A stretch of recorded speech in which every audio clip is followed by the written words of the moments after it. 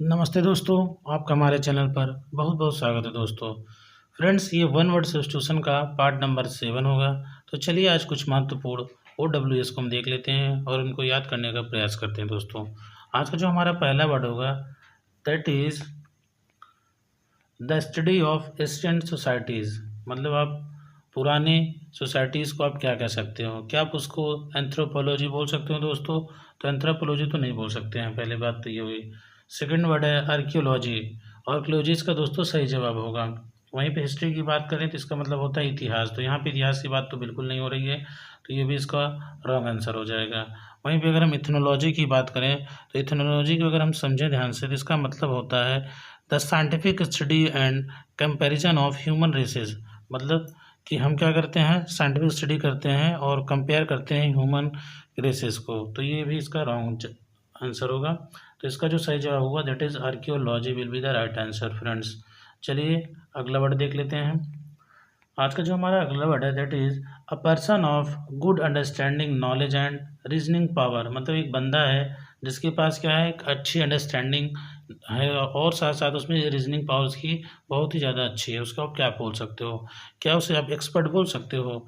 तो एक्सपर्ट तो नहीं बोल सकते दोस्तों, that will be the wrong answer. Expert का जो मतलब होता है that is a person who has a lot of special knowledge और स्किल। आप उसको एक्सपर्ट बोल सकते हो। वहीं पे इंटेलेक्चुअल की बात करें तो इंटेलेक्चुअल जो होता है that means a person who enjoys thinking deeply about things.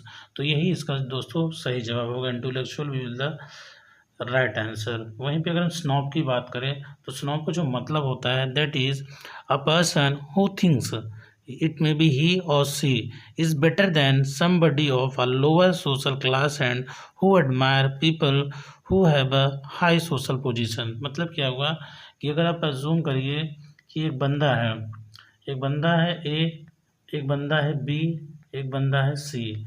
तो ये जो ए बंदा मिडिल वाला है ये क्या करेगा, अपने ऊपर वाली क्लास को तो एडमायर करेगा, लेकिन जो उससे लोअर क्लास में होगा उसको क्या करेगा, वो उसकी उससे हेट करेगा। तो ऐसे लोगों को हम स्नोब बोल सकते हैं दोस्तों।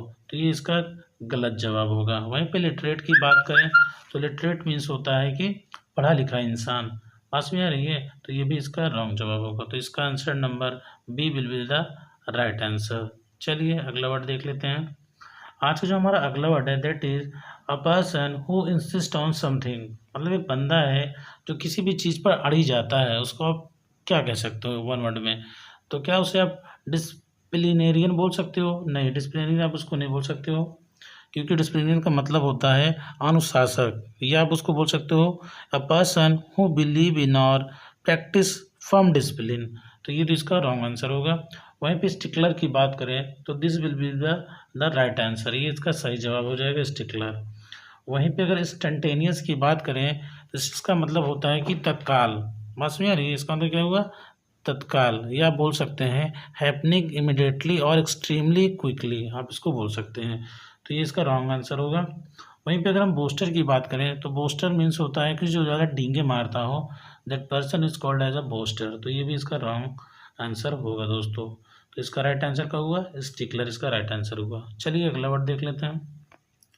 जो हमारा अगला वर्ड होगा that is state in which the few govern the many. मतलब एक ऐसा स्टेट है जहाँ पे सारे लोगों को कुछ लोग गवर्न कर रहे होते हैं, उसको आप कौन सा रूल या कौन सा शासन बोल सकते हो? क्या उसको आप मोनार्की बोल सकते हैं? No, that is not called as a monarchy. क्योंकि मोनार्की का जो मतलब होता है दोस्तों that is rule by king और क्वीन। मतलब कोई राजा या रानी अगर रूल कर रही होती है that is called as a monarchy. तो इसका रॉन्ग आंसर होगा। वहीं पे ओलिगार्की की बात करें तो ओलिगार्की मीन्स होता है दोस्तों, ये इसका राइट आंसर होगा। मतलब क्या हुआ, state in which the few govern the many. तो this will be the right answer. वहीं पे हम प्लूटोक्रेसी की बात करें तो प्लूटोक्रेसी का जो मतलब होता है that is govern by the या government by the wealthy persons. मतलब कुछ धनी लोग जब स्टेट को चलाते हैं that is called as a plutocracy. तो ये इसका रॉन्ग होगा दोस्तों, ये भी नहीं होगा।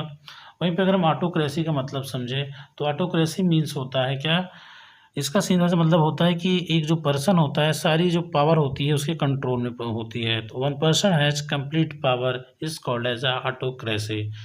तो चलिए इसका आपको जवाब मिल गया, oligarchy is the right answer. अगला वर्ड देखते हैं। आज का जो हमारा अगला वर्ड है दोस्तों, that is a style in which writer makes a display of his knowledge. मतलब एक राइटर है जिस स्टाइल में अपनी जो नॉलेज होती है वो जिस स्टाइल में दिखाता है, उसको आप वन वर्ड में क्या कहोगे। तो पहला जो हमारा एमसीक्यू है दैट इज पेडनेटिक। क्या उसको आप पेडनेटिक बोल सकते हैं, क्या उसे आप वर्बोस बोल सकते हो, क्या उसे पॉम्पस बोल सकते हैं, या क्या उसे आप ऑर्नेट बोल सकते हैं।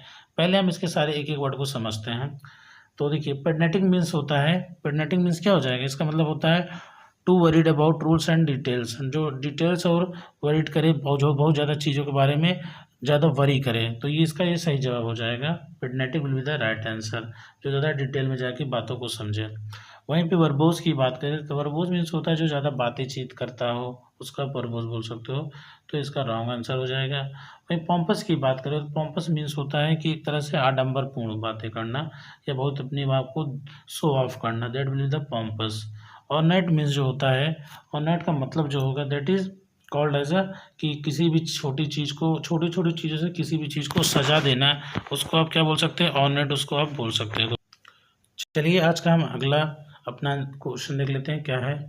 जो अगला हमारा जो वर्ड होगा that is list of the business और subjects to be considered at a meeting. मतलब आपको क्या करना है कि एक बिजनेस, और आज बिजनेस की जो मीटिंग हो रही है उसका क्या सब्जेक्ट हो सकता है, उसको आप क्या कहेंगे। जो सब्जेक्ट्स होते हैं जिन टॉपिक पे बात करनी होती है, उस पूरे सब्जेक्ट्स को आप क्या कहेंगे, क्या उसको शेड्यूल कहेंगे।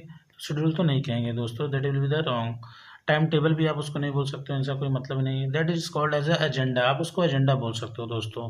जो मीटिंग में जो भी चीज़ें बातें होने वाली होती है उसको आप बोलते हो कि आज हमारी मीटिंग का ये एजेंडा है, तो agenda will be the right answer. वहीं पे अगर हम प्लान की बात करें तो प्लान हमेशा किसका होता है, फ्यूचर का, तो ये भी इसका रॉन्ग आंसर हो जाएगा दोस्तों। तो हमारा जो सही जवाब होगा दैट इज एजेंडा। चलिए अगला वर्ड देख लेते हैं।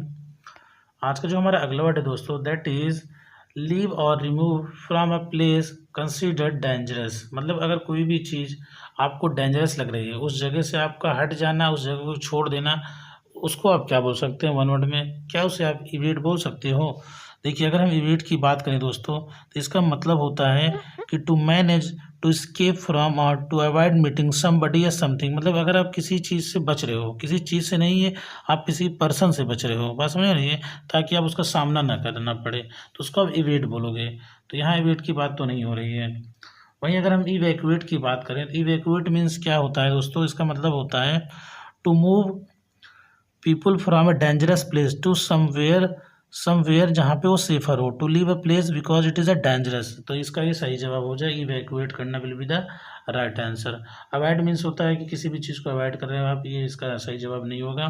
वहीं एक्सटर्मिनेट की बात करें तो इसका जो मतलब होता है, एक्सटर्मिनेट का समझना आपके लिए बहुत ज़रूरी है।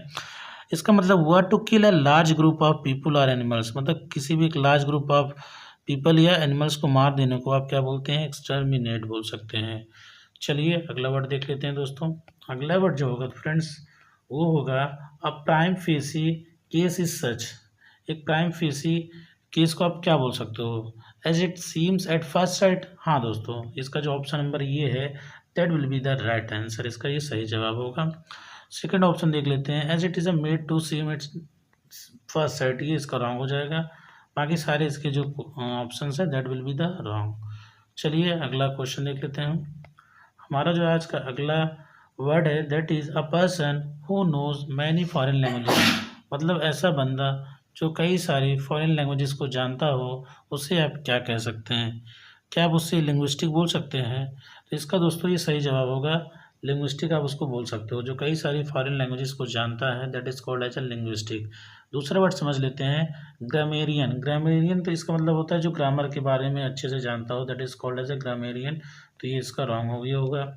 वहीं पे पॉलीग्लॉट की बात करें तो जो पॉलीग्लॉट मीन्स होता है दोस्तों दैट इज़, पॉलीग्लॉट जो हमारा वर्ड होगा दैट इज़ नोइंग और रिटेन इन मोर देन वन लैंग्वेज होगा, एक से अधिक भाषा का ज्ञान या उसमें लेखन भाव को आप क्या बोलते हैं, पॉलीग्लॉट या बहुभाषी भी हिंदी में बोल सकते हैं। वहीं पे बाई लैंग्वेज की बात करें तो इसका मतलब होता है द्विभाषी। हिंदी में इसका क्या मतलब है, the person who knows two languages is called as a bi language. मतलब जो दो भाषाएं जानता हो, ये हो सकता है इसका।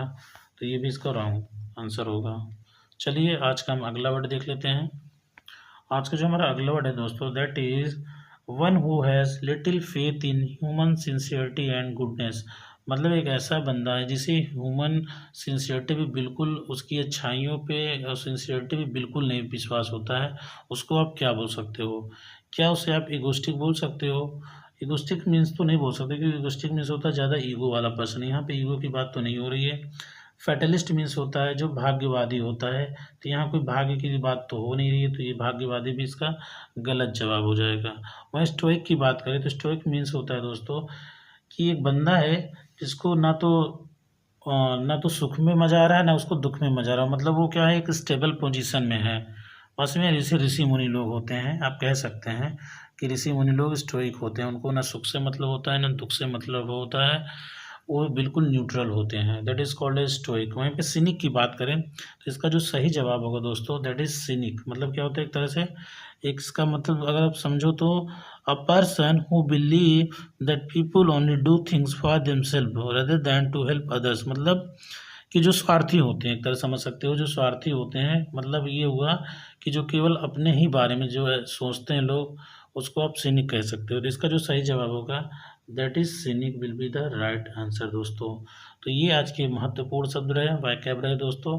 अगर आपको हमारी वीडियो अच्छी लग रही हो, वर्ड अच्छे लग रहे हैं, तो प्लीज़ आप हमारे चैनल को सब्सक्राइब करिए, साथ ही साथ बेल आइकन को प्रेस करिए, ताकि हमारे आने वाली वीडियो का नोटिफिकेशन आपको सबसे पहले मिल सके। फ्रेंड्स, धन्यवाद।